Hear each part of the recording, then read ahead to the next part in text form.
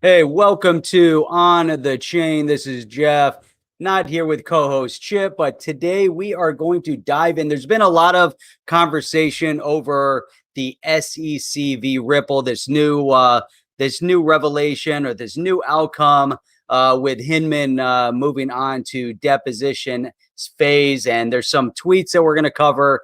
John Deaton put out an interesting article on his website. We're going to go through a little bit of that. Want to get some opinion from you guys as well as this is all unfolding. There's a ton more to cover because as we go through this space, as we go through all of the developments, it's not always just about Ripple and XRP because the space at large is expanding at a rapid rate. And I want to say exponential rate. We see some things going on with PayPal. Obviously, Binance is running into some global and regional regulation issues. Some interesting legislation put out there by Tom Emmer.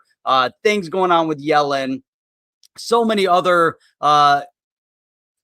items to touch on, including Michael Saylor, that he just doesn't think that BTC will ever be a currency. So we're going to get into all of that and so much more. Let's go. Welcome to On the Chain. All right, before you guys get started here, make sure you have your espresso. You definitely want some strong coffee in the morning for all of these things that we are going to go through, all the things that we are going to discuss this morning. Excited about it. This is going to be really great. I even have something here from Finance Feeds. Also getting into Ripple and SEC making progress on some issues, but the deposition, obviously, we know is going to be now July 27th, pushback. So we'll get into that a little bit. Love to see some of the outcome. When you guys come into the space, come into the community here, come into the chat area, make sure you just give a shout out. Let us know where you guys are tuning in from. So we always love to hear that. We have people represented here on the chain from all over the world. I think we have someone that just came in from Malaysia. We have A&A from Malaysia right here. And then we also have somebody that just came in from, well, we got someone from Toronto and somebody from Slovenia. So talk about that. How's that for a cross section of where people are coming in from so far? So that is outstanding. Now, before we get going, I do want to give a quick shout out to our sponsor here for the show, which is permission.io. Now, you guys are probably really aware that when you go online, you see a lot of ads, whether they're on Facebook, Google, or elsewhere, and you know that those ads, as you click on them, those companies are collecting your personal data and making tons of money off of your personal data. Now, with permission.io, they actually enable you to monetize your data and earn crypto from your data. Super easy. You sign up, install a browser extension, browse the web like you normally would. And when permission finds any relevant ads, they'll actually ask if you want to opt in and engage with it. Watch a short video, watch a short ad. If you do opt in, you earn Ask token just for watching the ad. And then after that, it automatically gets added to your browser wallet where you can hold it, you can spend it, just like other crypto. Check it out. It's in the description. It's also permission.io. So with that, where are we going to start here? There's a ton of things, ton of areas to get into, but I do want to give a quick shout out to David D also. David D, haven't seen you on for a while. And he said the same thing. He said, hey, Chip and Jeff, hope you guys are well. Hope to catch a live for the first time in a while. That's great. Coming in, I assume from the UK. So, all right, I'm going to have to share the screen over here and we are going to dive in. So first and foremost, let's see, here we go. See if I can open this tweet up a little bit. There we go. Here we go. Come on. There it is. Okay. So crypto law now just added to the document library, and we can get into that also if we want to dig through it. But we have here, they made substantial progress on scope of the Hinman deposition and will report back to the judge on Monday. In the meantime, the deposition is postponed. And as we know, if we go over to finance feed, it has been postponed to July 27th. So here also we have the parties plan to have additional meet and conferred discussion over the next days to further narrow and resolve the issues relating. So obviously we have the SEC comes in, and the SEC doesn't want a deposition with Hinman. Ripple wants the deposition with Hinman to go forward. They want to get some information out of it. It's actually very important, because if we dissect this and we look at this and we try to figure out why is he important? Why is Hinman important to the bigger conversation? Well, one of the things that Hinman did do, he came out and stated that he did not believe that Ethereum was a security. And this comes shortly after meetings with the Ethereum Foundation. Big revelation, big understanding. He figures it out, and he comes out with his own statement that states that Ethereum is not a security. Now, at the same time, the SEC always backs away from these types of opinions and puts them in a little box and say, well, that was Hinman's personal opinion. He wasn't necessarily acting in his professional capacity. We've seen the same thing with Hester Pierce. She's come out and made multiple statements. Clayton was out in front of a room, a group of people happened to have been invited there as a representative of the SEC.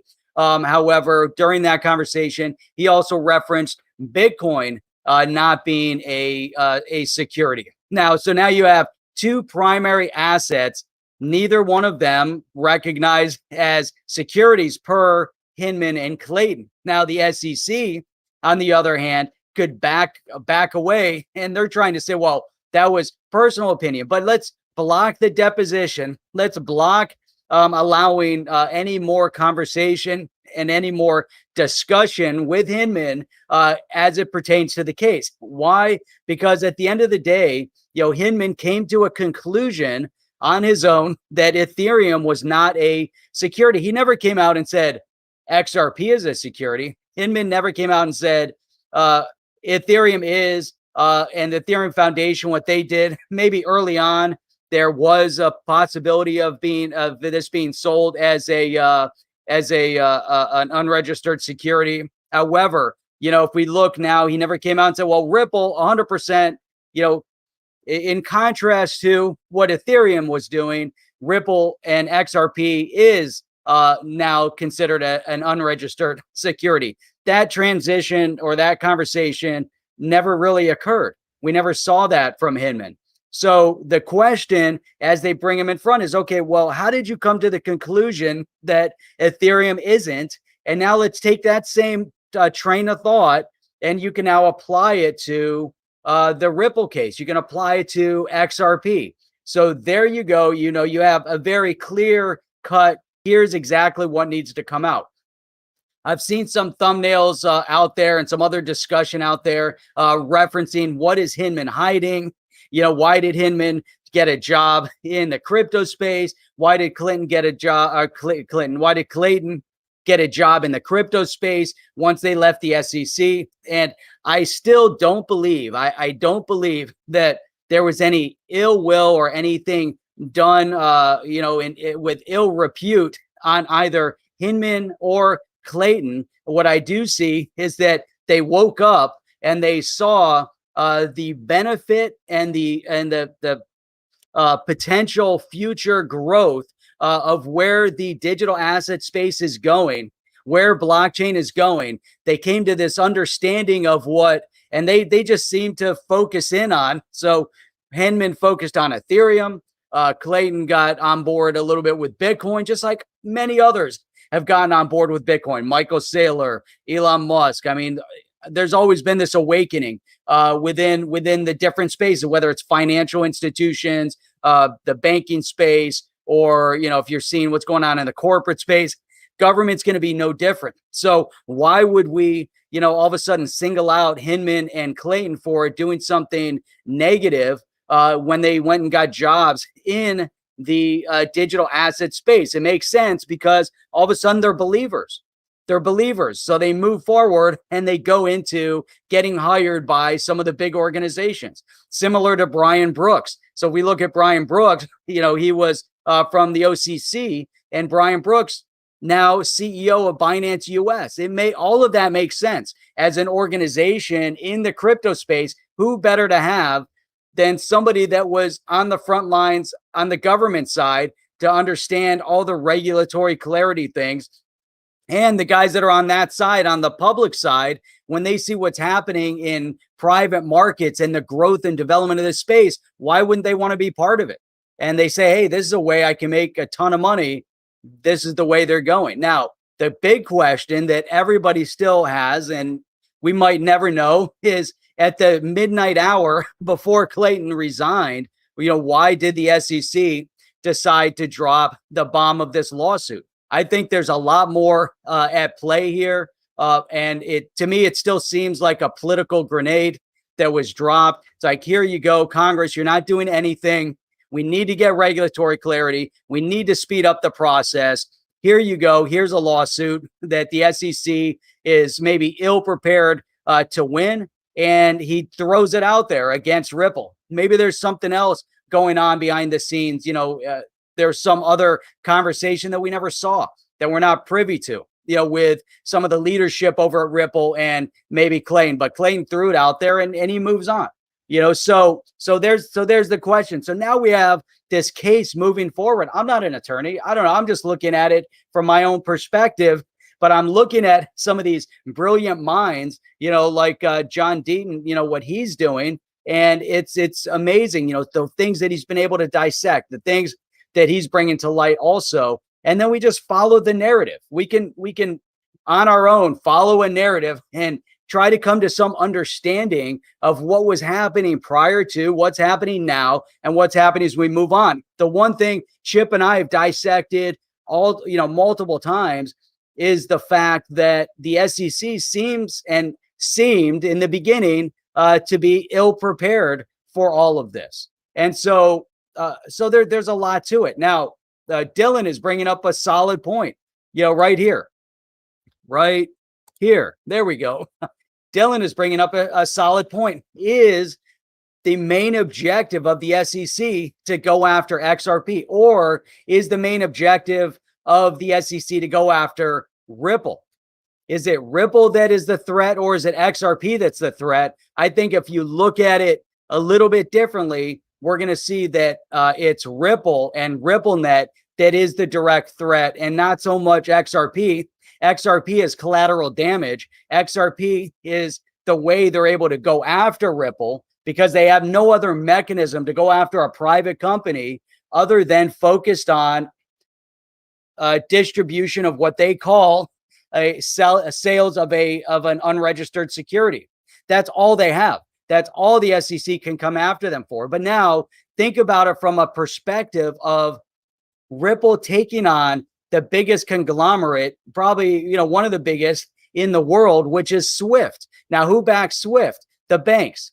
Who lobbies government? The banks. Who pays a lot of the who supports a lot of the campaigns, the congressional campaigns and the senatorial campaigns? Big banks, big financial institutions, big business, big corporations. So when you start seeing this unraveling and you start seeing a narrative, so the question is what's happening focused on XRP, or is the real focus Ripple? I believe it's Ripple. I believe there's a lot more orchestrated here. There's a lot more at play. The brick and mortar fragmentation that we're seeing on a global scale is fighting back across the board, right? Look what's happening to Binance. Binance, regulatory issues on a global scale. What is the difference between Binance Global and many of these other exchanges? Now, Uphold is very similar. Uphold has started to tokenize securities.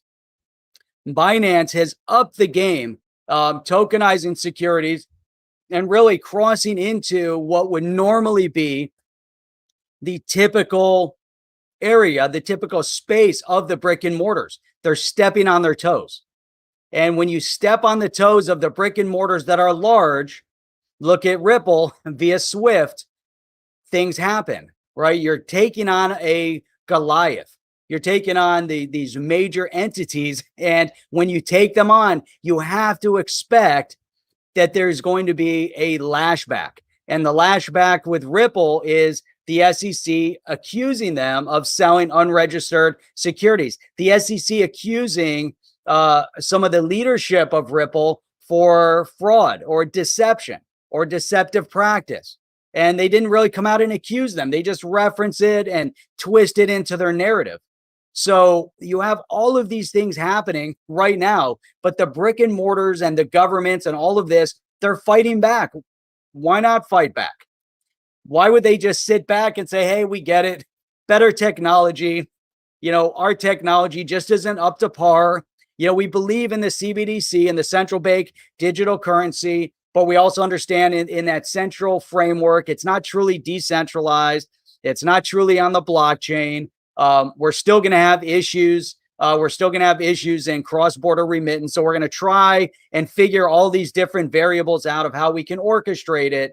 But it's still a number of years out. Or do you turn to the space that's been developing now for the past 10 years, and you can orchestrate something, pretty amazing. Smart contracts, cutting down cost of transactions, being able to tokenize everything, opening up, market potential, cutting down personnel, cutting down overhead cost.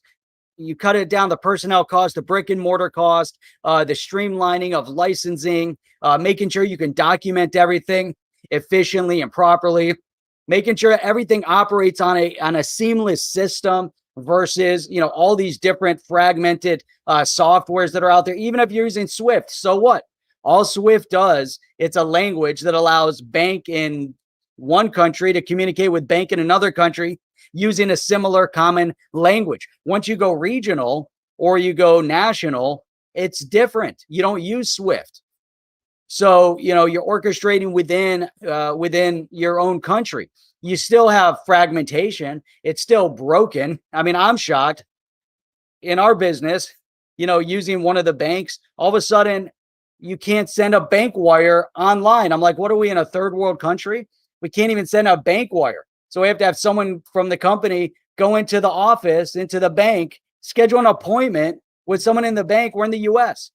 So what is that all about?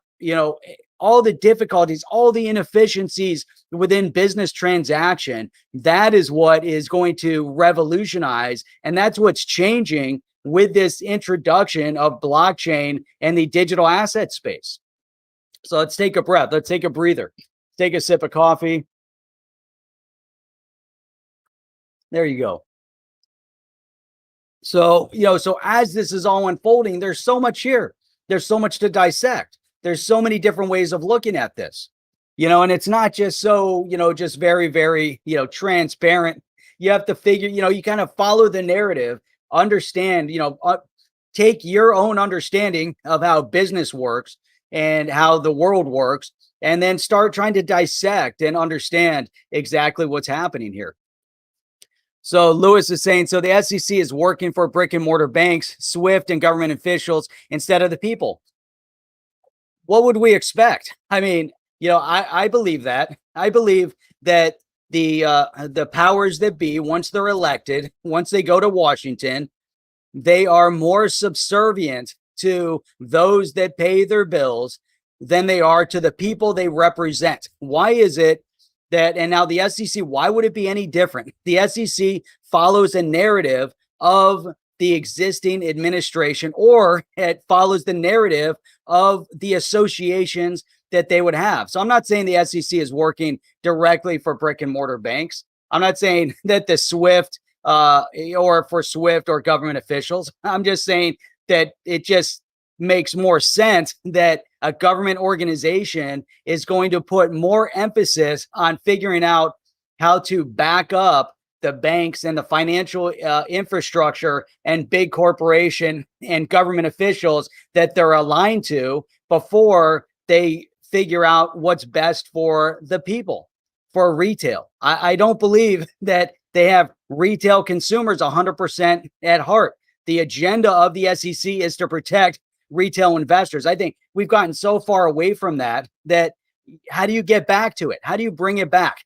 Decentralization. Once you decentralize the financial infrastructure, you're bringing back the power to the people. So think about, let's take a step aside here. Let's look at what's happening right now over in Cuba, right? So we have a lot of respect for the Cuban people. We pray for the Cuban people. They're rising up in the streets to fight totalitarian control. They're fighting communism. And it's amazing to me that, while the Cubans are fighting communism over there, they have no control over their money.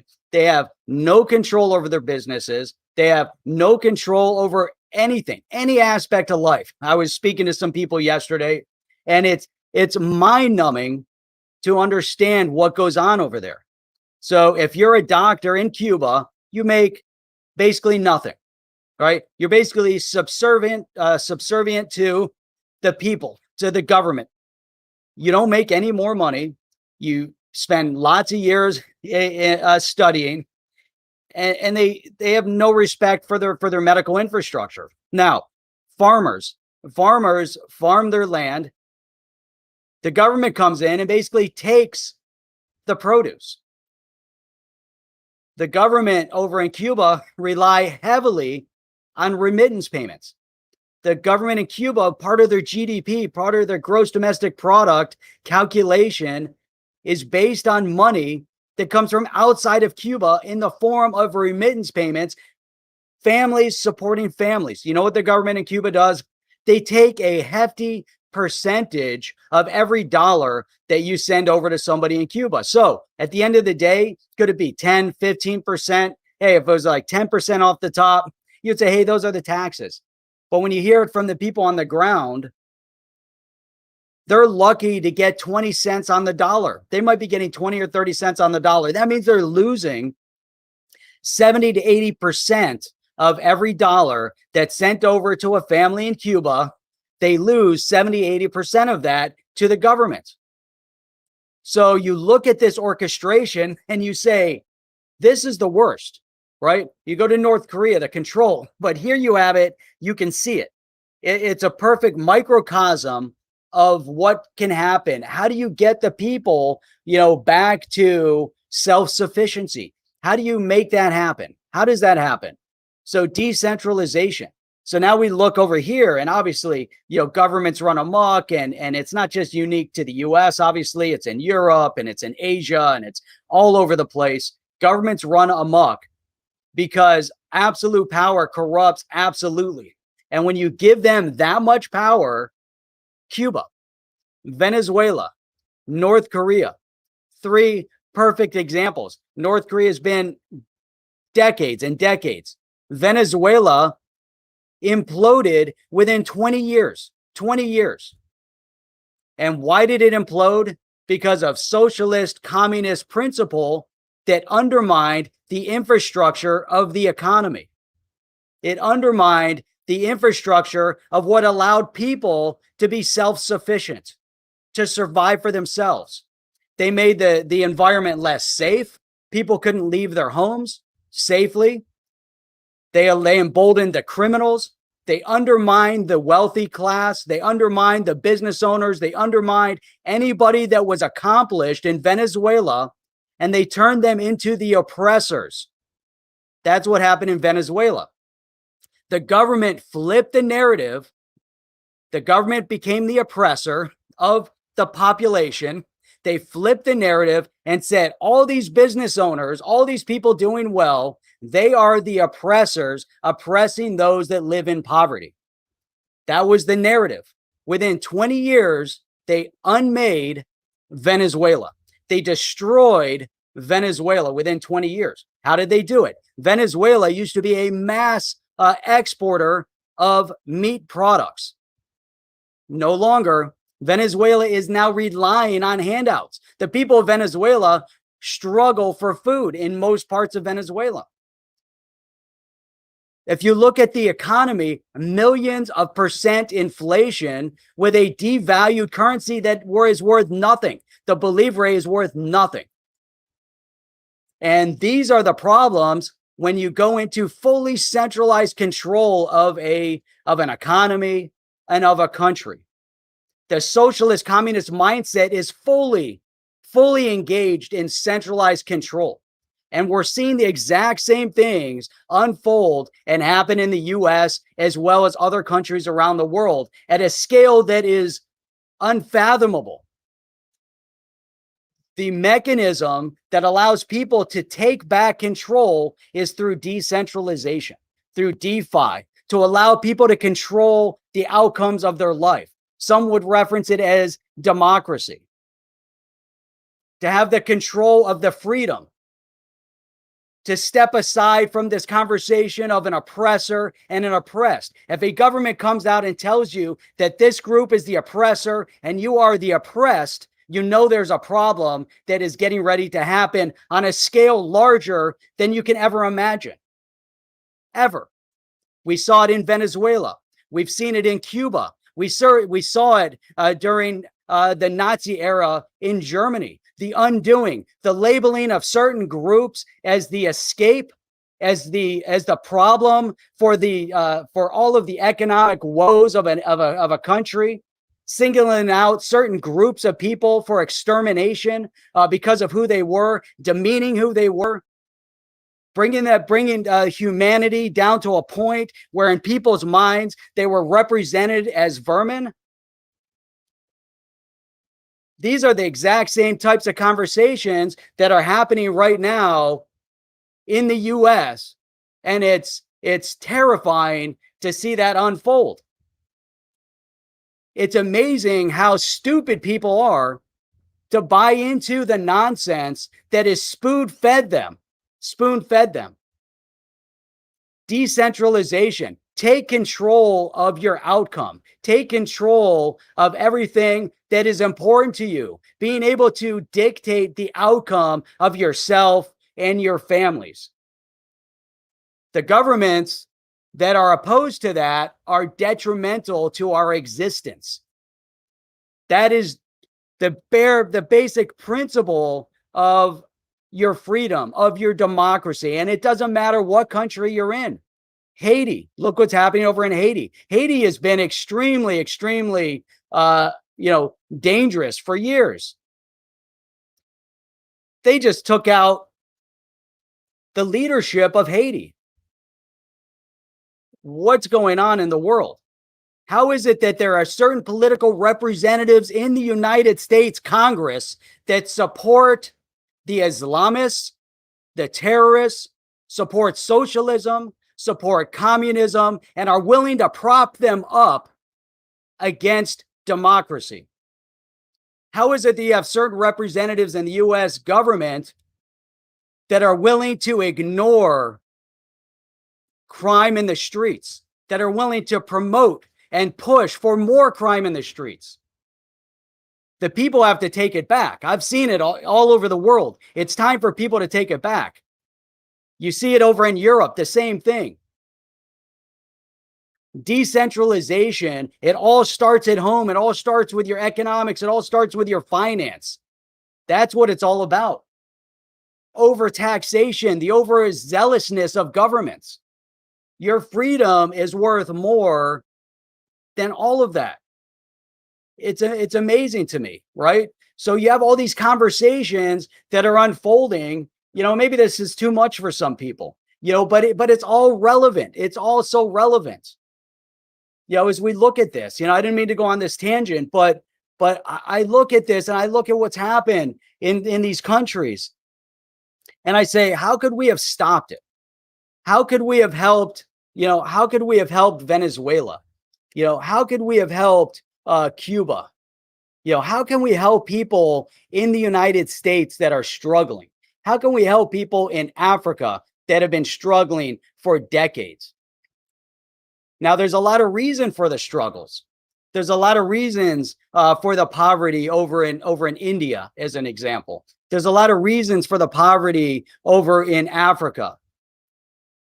If you look at the border structure of the countries in Africa, those are artificial borders that were placed due to colonialism. These artificial borders, as European countries carved up Africa, they put artificial border trapping tribes within borders. There were tribes that had animosity to one another, that competed with one another. If you look at the borders within the Middle East as they broke them up, after World War I, and you had the League of Nations and you had the mandates, and they started drawing lines around the Middle East, it was the same thing. You had the British mandate that was in control of a lot of the Middle East, and they drew lines, and there was a lot of manipulation that was going on at that time to undermine and to extract certain resources that could become important to these governments. If you look at what happened over in India, but that was years ago. Do we continuously look backwards and point fingers and said, you were to blame? How many years back do you go to where you point the finger? Can I keep placing blame on people? Can I keep saying that, can I go back to Egypt back, 2,000-3,000 years ago and said, hey, you know what? All those pyramids that were built here in Egypt, you guys are responsible for the suffering of all those people that built these pyramids. Where does it stop? Where does it begin? Can we take responsibility for our actions today and build a better life for everybody around us today? Can we look at the benefit? Can we look at what's happening? You look at some of the things that Janet Yellen and some of these others have been saying when it comes to digital asset. I'm sure same conversations in other countries, but they're looking at it and they're saying, you know what? I don't know if this is helping build prosperity for the people, right? And I'm looking at digital assets. I'm looking at some of the things that are coming out of Africa. And I keep referencing Africa because many of those nations are still in developing status. How do we have these first world governments around the world, in Europe and in the US and in Canada, and you have what's going on over in Asia, and you have all this money and generation and education, and we have all of these things at our fingertips. Then you have countries that are still in development that are struggling. And now a lot of the struggle is political. A lot of the struggle has to do with history, but we got to get it beyond history. We got to figure it out. How do you move forward? So now you look at this and you say, okay, look at the DeFi space. Look at look at blockchain. Look at how it's taken modern technology and it's putting it into the hands of the people. So imagine in the 90s or in the 80s, all of the infrastructure of computers was basically built in one area, Silicon Valley. They controlled everything. Not say everything, let's say almost everything. Windows, Microsoft, Apple, and then eventually you get into the 90s, you have all the internet boom, the internet craze. And then you've got, Amazon and Google and Facebook and, Twitter and, all these. Some of them come out of MIT, most of them setting up shop over in Silicon Valley. The world is controlled from one city of the world. How is that possible?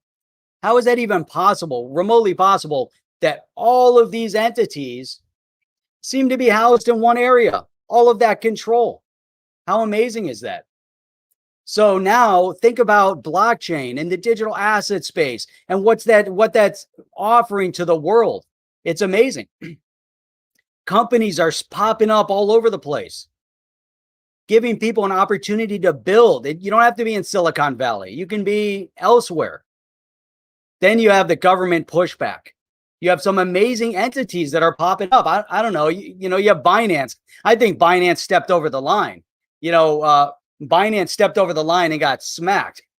And they're going to continue to get smacked because they stepped into the space. They stepped into the space of the brick and mortars, and the brick and mortars aren't gone. It's not like, there was a switch that turned everything's moving digital and the brick and mortars are gone. The brick and mortars still want what's theirs, what they've created, what they've controlled for eons. Why not? I firmly believe banks aren't going away. Banks are just going to adjust and change. The big question is whether or not, with all of these things going on, and if you want to look at economics, you have to look at the politics. You can't look at one without the other. If you want to look at just purely finance and investing, that's awesome. Just focus on that. Don't focus on any other noise. Just focus on investing. But if you want to look at the development of a new asset class that's spreading around the world, and you want to focus on a case like SEC v. Ripple and all of these things that are happening, then we have to pull back and we have to look at all these different things that are happening. We have to look at everything, all of it. We have to look at everything. Let me see.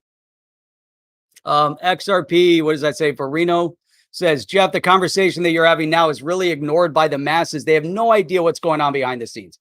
You're right. None. Zero. It's mind numbing to that extent. Not the people that are here. Anyone that's here on the chain, that's hanging out here, they're far smarter than I am. We have brilliant people that come in and put their comments in here on the chain.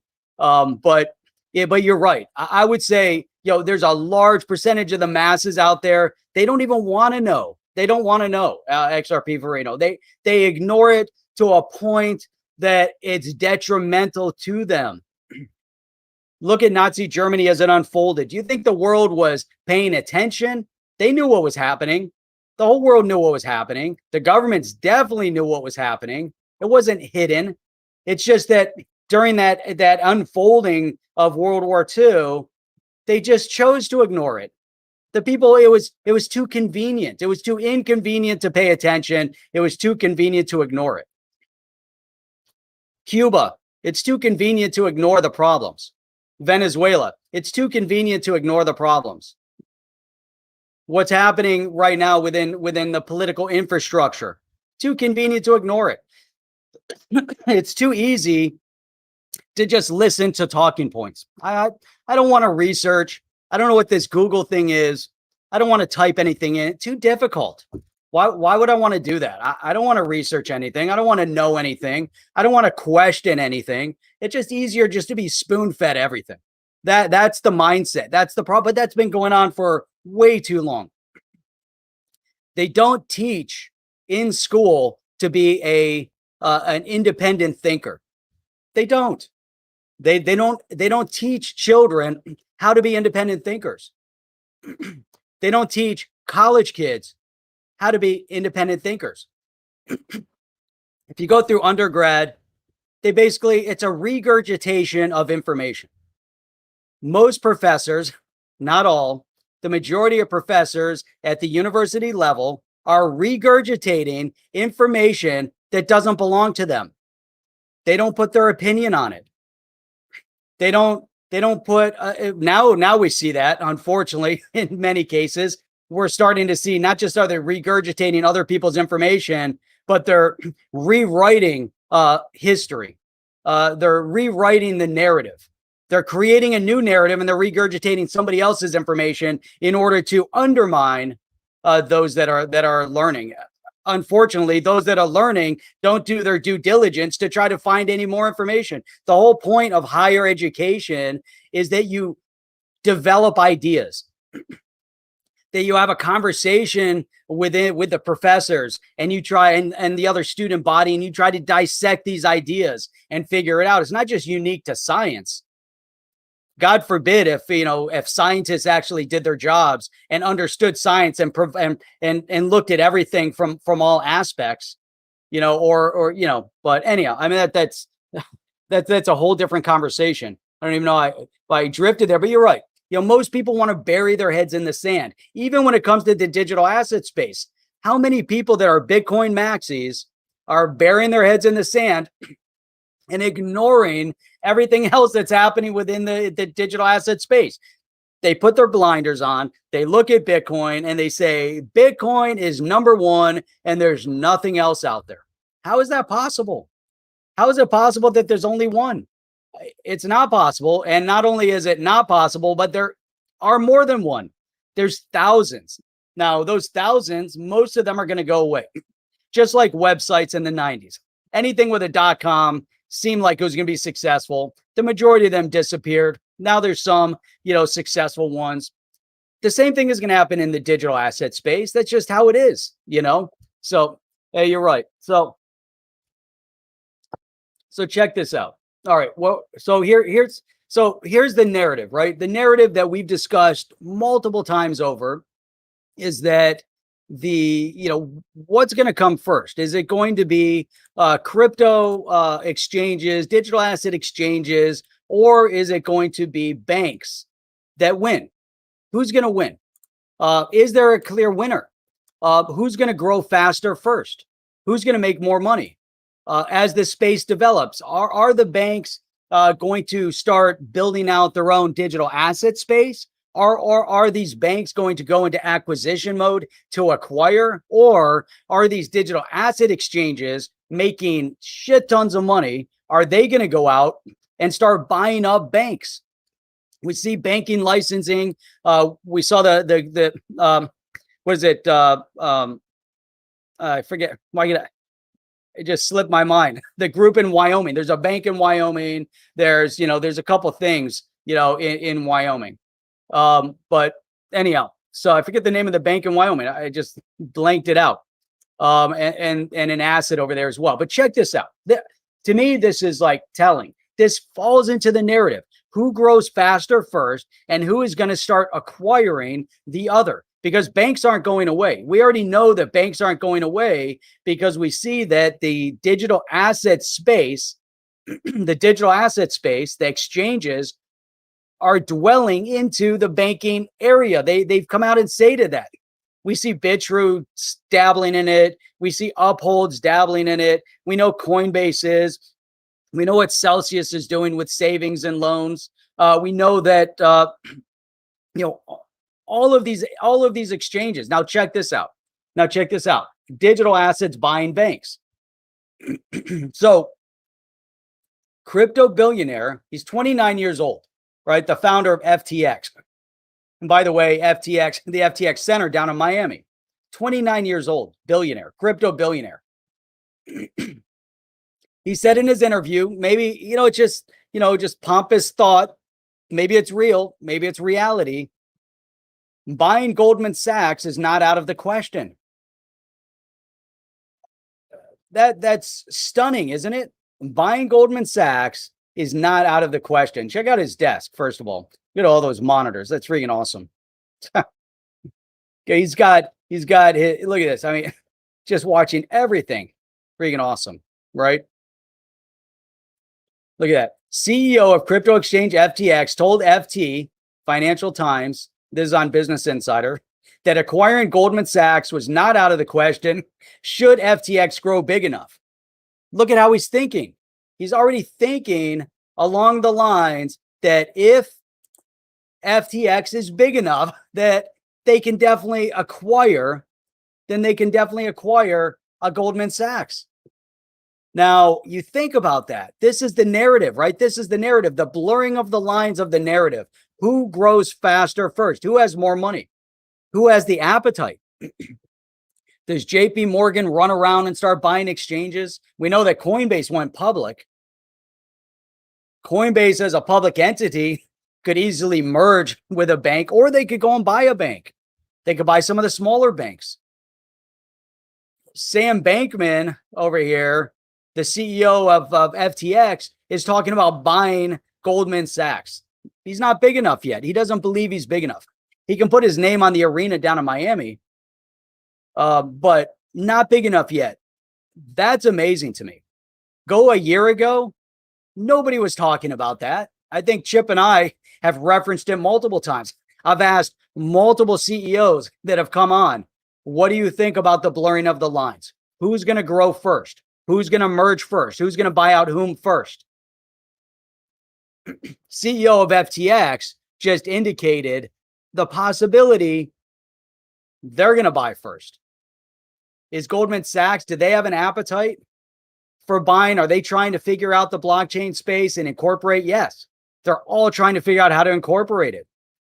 Now we take another step, right? We go over here and you want to see with the reality of the growth of this space, how significant it is. All this stuff we talked about earlier, But the growth of this space, it's so significant. So significant. Check this out. PayPal increases weekly cryptocurrency purchase limit 5-fold to 100,000. PayPal users can now buy 100,000 of Bitcoin and other digital assets per week, up from 20,000. What are they preparing for? What is PayPal positioning themselves to do? Now, a couple of years ago, we said, why isn't PayPal getting in the game? PayPal didn't have to get in the game. PayPal could just sit and wait, orchestrate, wait for their entry, enter in. Now look at them, right? I mean, it's amazing. So, let's see. Look at this. Shoot. PayPal first started letting users buy crypto in October 2020. Was seen as a key step in mainstream adoption. It was definitely a start. A lot of people know PayPal. Adding cryptocurrency to PayPal, it's a big step into mainstream. But an FTX, sorry, hang on one second. Sorry. But FTX talking about buying Goldman Sachs is like, it's on a whole different level, right? But this is important. So PayPal increasing, upping the amount by 5 times. This is so significant. Does PayPal think that the digital asset space is going to go away? Does PayPal believe that they're going to put their name in this game now? They waited all these years and now they're going to do it. They're going to jump in right as regulation is going to kill the space. There's no way. I mean, in order to orchestrate what they're doing, takes a lot of resource, takes a lot of money. They want to be in the game. They want to take advantage of it. I don't believe that they're getting in the game in order to all of a sudden see everything go away. I just don't believe it. It's not possible. So, let's see.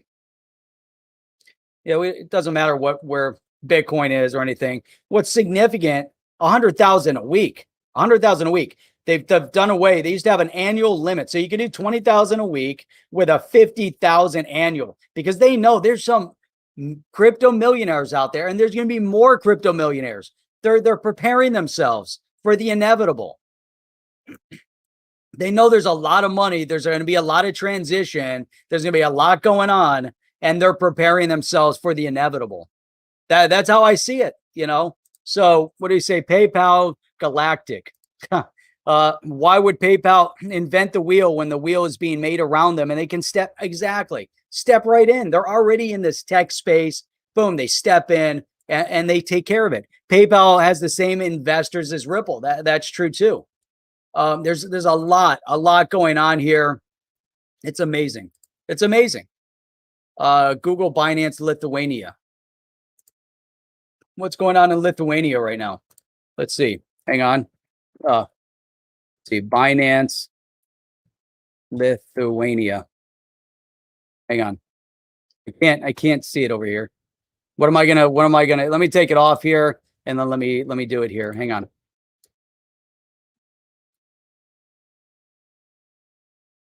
Lithuania. There we go. Top stories. Hong Kong. Oh, that's what it is. So another one. That's interesting.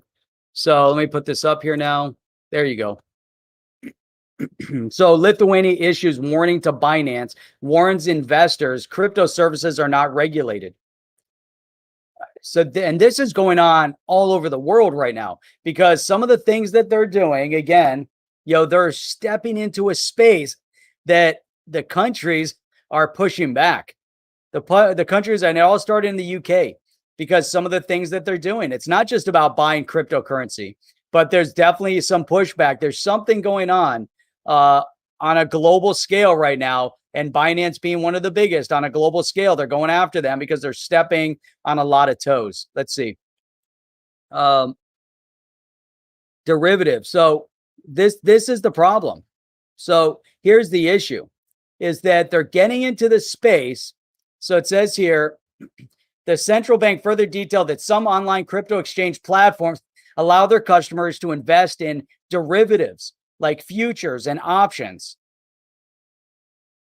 and crypto assets linked to securities. They've stepped in it. They've overstayed their welcome. If you want to buy and sell cryptocurrency, you're welcome. If you want to start doing margin calls and options and futures and link and tokenize assets, and you don't have the approval and regulatory, or you're not working within the regulation, then there you go. This is what happens. You don't think that these licensed service providers are not, you think they're sitting there and saying, well, wait a minute. We've had to orchestrate and pay tons and tons of money and get all this authorization in order to do what Binance is doing right now, and you're not stopping them from doing it? What's going on here? Pushback. They've overstayed, but that's fine. Does Binance care? Negative opinion is as good as positive opinion. Why? Because this negative opinion is going to allow them to say, okay, we're going to step back. We'll take a step back. Might be a little detrimental to their business. They'll fix, they'll do whatever they have to do. They can remove that part of their business, still go with their crypto exchange, say, hey, you guys were right. Now they know, now they understand, and we're seeing the pushback. I don't know what's going to happen. But here, JV says CZ isn't playing ball behind the scenes, playing on his own terms. Exactly. That too. That's problematic. Another problem that I see it, and I can't believe I would say this, but Elizabeth Warren put it in one of her statements that she sent over to Gensler that says we have to get these questions answered by the 28th. But one of the things that she said was that some of these exchanges don't have a physical address, that wherever they are is their at. CZ came out and said, wherever I am, that's where the corporate headquarters is. I disagree with that wholeheartedly. I can't believe, I agree with the other statement. A financial organization like a Binance, they have an office in the US. So we know where to turn to in the US. Binance US, we know where Brian Brooks is. But for CZ to come out and say the headquarters is wherever I am, that doesn't fly in my book. I believe you need a brick and mortar location when you're dealing with financial assets. There has to be, redundancy built into protecting whatever information, whatever data, whatever you're putting up there in their platform. There has to be some redundancy. There has to be protection for the consumer. And I agree with all of that idea. I agree with all the regulatory framework of having to having the rules of the road. Let's see. The noise of the few to influence the masses. There you go. That's interesting. So, but this is key. This is really important. We need the rules of the road. We need the rules of engagement. We don't want overzealousness of governments to shut down this asset class and stifle innovation. We went back 6 months ago when the case was just starting, and we read through Brad Garlinghouse's main points. But we also went through with was it Chris Larson's interview from 2013? Some of the things that they were saying. And if you look at it, the development, the growth that they were forecasted from 2013 and Brad Garlinghouse at the beginning of the case, and all these other statements that have gone along, they're talking about allowing the space to build, allowing the innovation to grow, allowing people to continue to innovate without the government squashing the innovation and shutting it down. This is the fear of the overzealousness of regulation. The burdening regulate. We don't want that. We need rules of the road. Tom Emmer with Darren Soto. Tom Emmer is congressman. I forget exactly where he's out of. Darren Soto, we all know him. He's out of Orlando. Tom Emmer, someone here can shout it out real quick. But they just put another bill in front of Congress that makes some little adjustments. I think tomorrow we'll go over it. But they make some little adjustments to the language of the Securities Act of 1933, the Securities Exchange Act of 1934, some tweaks mentioning of the Howey test.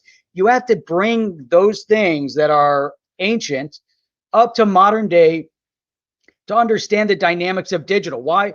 Because before all of this rollout 10 years ago of the digital asset space, everything was still fiat. So a lot of those discussions may still have applied or did apply. The SEC, the Securities Act of 1933, the Securities Exchange Act of 1934, some of the tax laws, the Howey test, all of that could still be kind of relevant. Now we're seeing a change, this dynamic. We saw Pat Toomey come out, congressman or senator, congressman, but anyhow, he came out and made statements to the fact that the SEC has no jurisdiction over digital assets because they're not securities. And the SEC's jurisdiction is only securities. That these digital assets are, can't be under that, guys. I'd have to pull that video up again. And it's just a short segment, right? What time is it? Oh, it's already getting late. That's how the time flies. I don't know where the time goes. The time just flies by while we're dissecting and going on tangents. But it's amazing. It really is amazing. So what is this? Sooner in SWFL, Binance US ousted CEO Cooley, maybe NDA to not talk about what she knows and could explode. I know they are different, but come on, man. Golden Corral won't let you have their name without FSC control. There's so much. Yeah, there's a lot going on. But they did take Cooley out. But I also think it wasn't that they removed her. I also believe that, Brian Brooks, it was timing. Brian Brooks was leaving. Brian Brooks, as the head of the OCC, involved the next layer, the next level of expansion of the digital asset space needs people like Brian Brooks. They need people like Clayton and Hinman that were involved. They need that. They need that movement. They need that development. They need these people that know all the inner workings, that rub shoulders with all those people within the inner workings. That's just how it goes. It's impressive. It's every day. It's something new. Every day, it's like we have something new to dissect. Another way of looking at it. But at the end of the day, it's all about the people. It's about the investors. There's so much more. It's amazing. It really is. I talk way too much, too fast, trying to pile it all in. That's so crazy. That's it. It's unreal, but that's it. That's what we got. That's what I've got. You guys are amazing. We've got the smartest people in the crypto space right here on the chain. We got some of our old time listeners like David D coming in here. He's been around for a long time with us. Always great to see you on. And David D says, totally agree. Brooks, Clayton, and Pierce and digital asset companies lends credibility 100%. That's the direction things are going.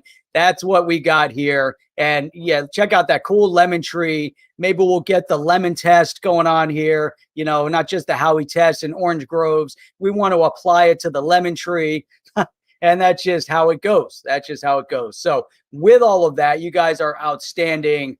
What else can I say? I guess that's it. Tomorrow. Hey, by the way, one thing that I forgot to throw up there. I don't know how I forgot to do this, but check this out. Just so you guys are on here, you're brand new, never been to On the Chain before, and you're like, how do I follow these guys? What do I do? How do I do it? It's like, is it possible? Is there a way to subscribe and make sure that we get notified every time they launch a new video? We actually stream 6 days a week. Sunday through Thursday at 8 p.m. Eastern Standard Time, and every Saturday morning at 8 a.m. Eastern Standard Time. You guys are awesome. Looking forward to seeing you guys back on again tomorrow night. And there'll be Chip and I right here on the chain with all you guys. That's it. We'll see you on the next one. Are you down with OTC? Please like, subscribe, and click the bell to be notified when the next video drops.